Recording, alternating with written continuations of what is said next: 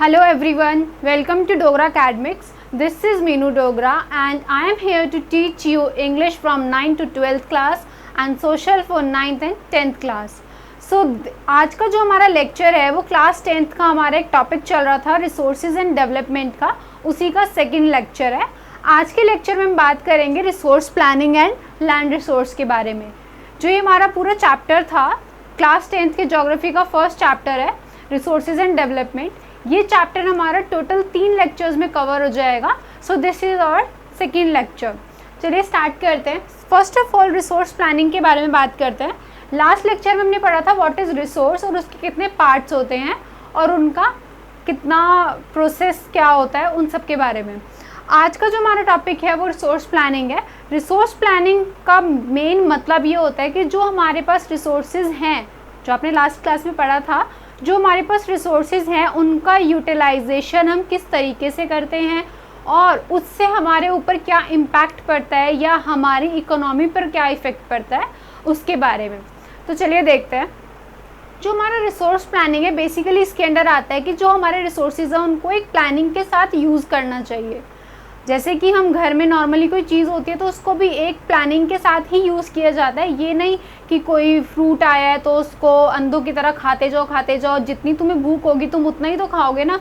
ये नहीं कि अगर 1 किलो आया तो तुमने 1 किलो के सारे अभी एक ही बारी में कंज्यूम करने हैं. नहीं, एक प्लानिंग की जाती है. अगर घर में 10 पर्सन्स हैं तो हर चीज़ सबको इक्वली डिस्ट्रीब्यूट की जाती है. कुछ सेम ऐसा ही यहाँ पे भी डिस्ट्रीब्यूशन होता है. क्या होता है, जैसे हमारे पास कोई भी एक रिसोर्स है, फॉर एग्जांपल एक किसी स्टेट में जैसे विंड एनर्जी है, तो विंड एनर्जी अगर किसी एक पर्टिकुलर स्टेट में है तो सिर्फ वहीं पर वो पूरी यूटिलाइज नहीं होनी चाहिए, वो पूरी ऑल ओवर कंट्री डिस्ट्रीब्यूट होनी चाहिए. बिकॉज इंडिया में कुछ स्टेट ऐसे भी होंगे जहाँ पे विंड एनर्जी नहीं मिलती है और कुछ स्टेट ऐसे हैं जो विंड एनर्जी में बहुत रिच हैं. तो इस कंडीशन में हम क्या कर सकते हैं, विंड एनर्जी को वहाँ से निकाल कर बाकी स्टेट्स में सप्लाई कर सकते हैं. तो कुछ उसी के ऊपर हम बात करेंगे रिसोर्स प्लानिंग में. सो बेसिकली जो हमारा रिसोर्स प्लानिंग है वो करना क्यों ज़रूरी है, ये बात भी आती है that why resource planning is necessary. तो रिसोर्स प्लानिंग हमारा नेसेसरी है, उसके लिए हमारे पास 3 पॉइंट्स हैं. क्या क्या पॉइंट्स हैं? फर्स्ट ऑफ ऑल, अगर हम रिसोर्स प्लानिंग करते हैं तो उसकी वजह से हमारे रिसोर्सेज जो कम हो रहे हैं वो धीरे धीरे कम होंगे. सो बेसिकली रिसोर्स प्लानिंग का फर्स्ट पॉइंट क्या है कि हमें किस रीज़न से करना पड़ेगा, डिप्लीशन ऑफ रिसोर्सेज. मतलब हमारे रिसोर्सेज जो हैं वो धीरे धीरे बहुत कम हो रहे हैं. सेकेंड पॉइंट हमारा आता है एक्यूमुलेशन इन फ्यू हैंड्स. अगर हमारे रिसोर्सेज इसी स्पीड से कम होते रहे तो इन फ्यूचर आके हमारी जो नेक्स्ट जनरेशन या फिर उससे नेक्स्ट जनरेशन होगी उनको ये रिसोर्सेज नहीं मिल पाएंगे. तो इसलिए हमें क्या ज़रूरी है, रिसोर्स प्लानिंग करना. थर्ड पॉइंट आता है, अगर हम रिसोर्स प्लानिंग नहीं करते हैं तो ग्लोबल इकोलॉजिकल क्राइसिस भी होने लग जाएंगे जो कि अभी भी हो रहे हैं. जैसे कि फॉर एग्जांपल ग्लोबल वार्मिंग. अब जैसा कि हमारे जो रिसोर्सेज हैं, हमारे पास अगर रिसोर्सेज ज़्यादा हैं या कम हैं, हम उनको उसी वे में यूज़ कर रहे हैं. हमें कोई फ़र्क नहीं पड़ता कि रिसोर्सेज इन फ्यूचर कम हो जाएंगे तो हम कैसे रहेंगे, कैसे यूज़ करेंगे या फिर इसका सब्स्टिट्यूट क्या होगा, हमें कोई फ़िक्र नहीं है. हम अपने हिसाब से उसको यूज़ करे जा रहे हैं. बट ये एक गलत तरीका है, हमें रिसोर्स प्लानिंग करना चाहिए. अब अगर हम रिसोर्स प्लानिंग नहीं करते हैं तो क्या होगा? अगर हम रिसोर्स प्लानिंग नहीं करते हैं तो जो हमारे रिसोर्सेज हैं वो कम लोगों के पास जाएंगे. मतलब हम हर इंसान को या अपनी कंट्री के हर पर्सन को वो रिसोर्स इक्वली प्रोवाइड नहीं कर सकते हैं. क्यों नहीं कर सकते हैं? क्योंकि अगर रिसोर्सेज कम हो जाएंगे तो ऑब्वियसली उनके प्राइस हाई हो जाएंगे. प्राइस हाई हो जाएंगे तो वो सिर्फ वही लोग अफोर्ड कर सकते हैं जो फाइनेंशियली स्ट्रॉन्ग हैं. जो वीक हैं या जो मिडिल क्लास हैं वो उसको अफोर्ड नहीं कर पाएंगे. सो बेसिकली ये एक पॉइंट था. सेकंड पॉइंट क्या है कि अगर हम रिसोर्स प्लानिंग नहीं करते हैं तो हमारी जो इकोनॉमी है वो बहुत तेज़ी से डाउन हो जाएगी. क्यों डाउन हो जाएगी? क्योंकि हमारे पास रिसोर्सेज ख़त्म हो जाएंगे और फिर हमें दूसरी कंट्री से ख़रीदने पड़ेंगे, जिस वजह से हमारी इकोनॉमी को काफ़ी इफ़ेक्ट पड़ेगा. ठीक है, आई होप इतना आपको समझ आया होगा रिसोर्स प्लानिंग में. सो मैं ये टॉपिक यहाँ लिख देती हूँ, रिसोर्स प्लानिंग में क्या क्या इंपॉर्टेंट है, क्यों हमें रिसोर्स प्लानिंग करना ज़रूरी है, डिप्लीशन ऑफ रिसोर्सेज,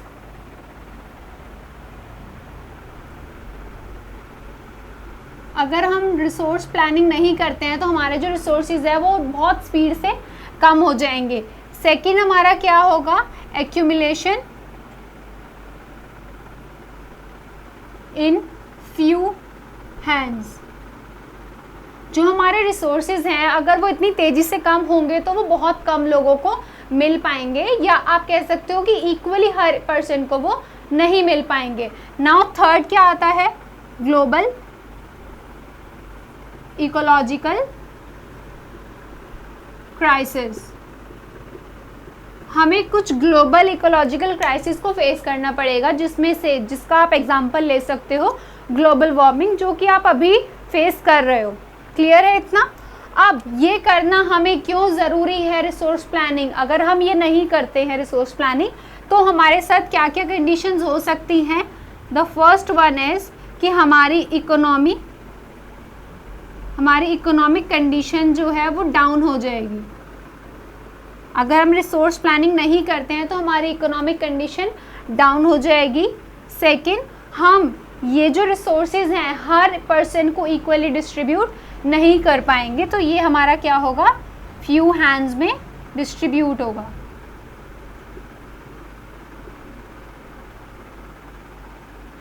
सो ये थे इसके मेन पॉइंट्स। अब बात आती है कि ये तो हमने पढ़ लिया कि हमें रिसोर्स प्लानिंग करना ज़रूरी है। क्यों ज़रूरी है? इन पॉइंट्स की वजह से।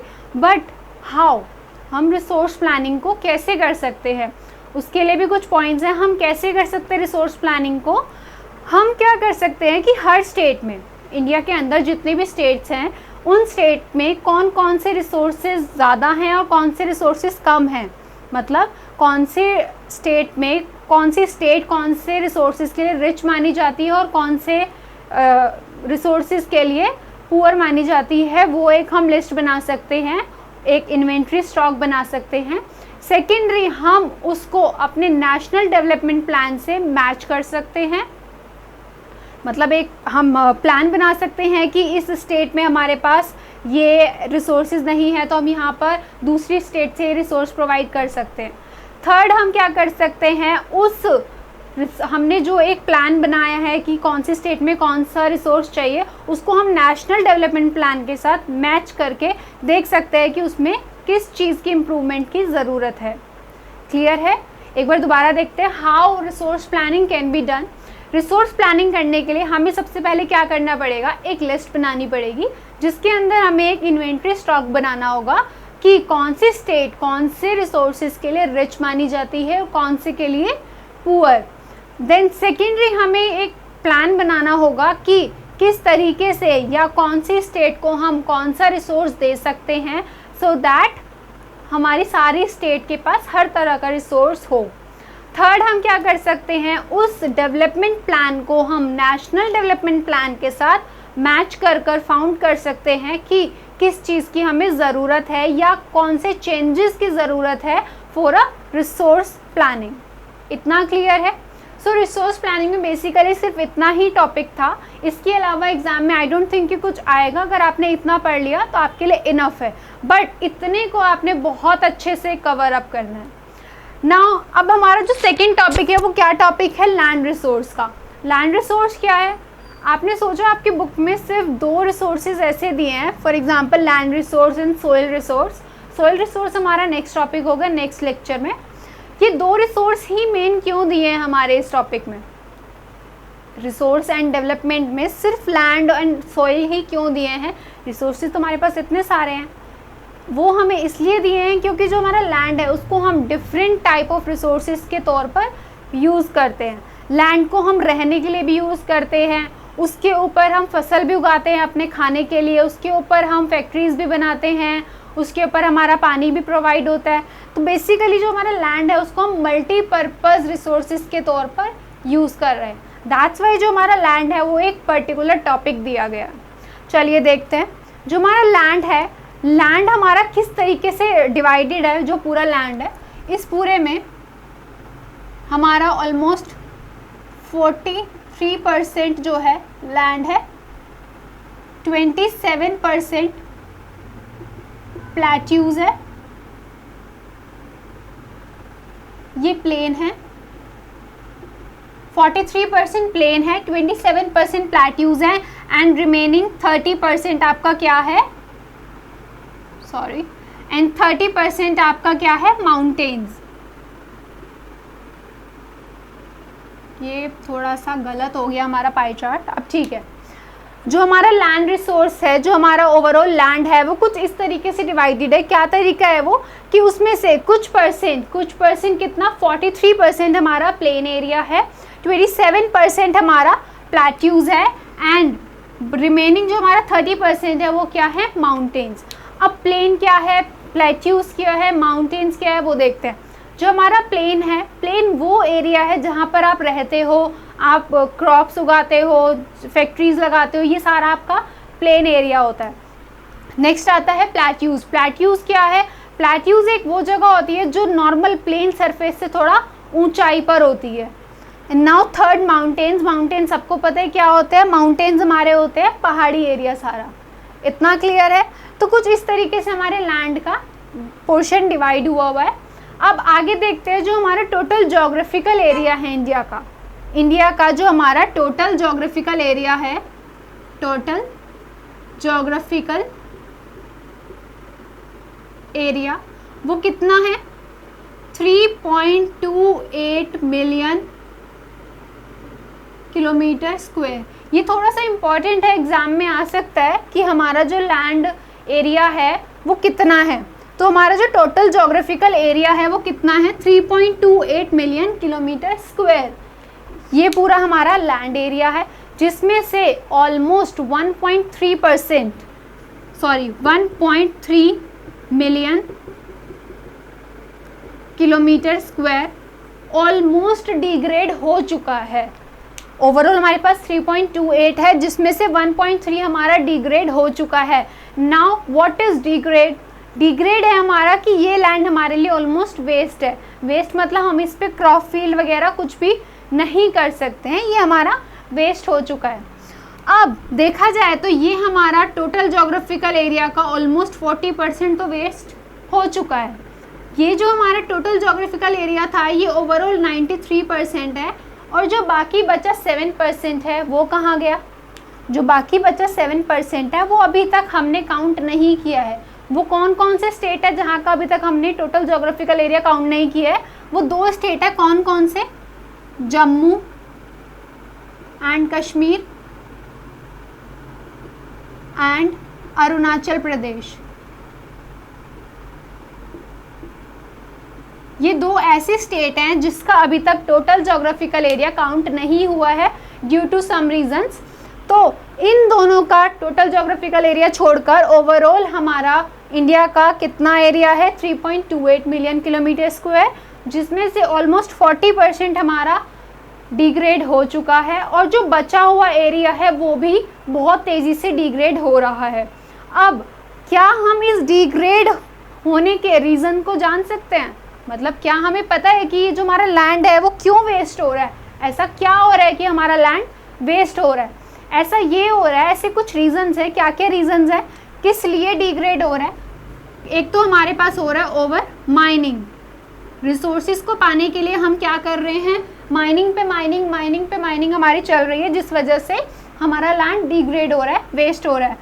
और क्या हो रहा है, ओवर ग्रेजिंग, जानवर जहाँ पर अपना चारा चुगते हैं उसको हम बोलते हैं ग्रेजिंग। तो ओवर ग्रेजिंग की भी एक रीज़न है हमारा लैंड डिग्रेडेशन में, एंड ओवर इरिगेशन।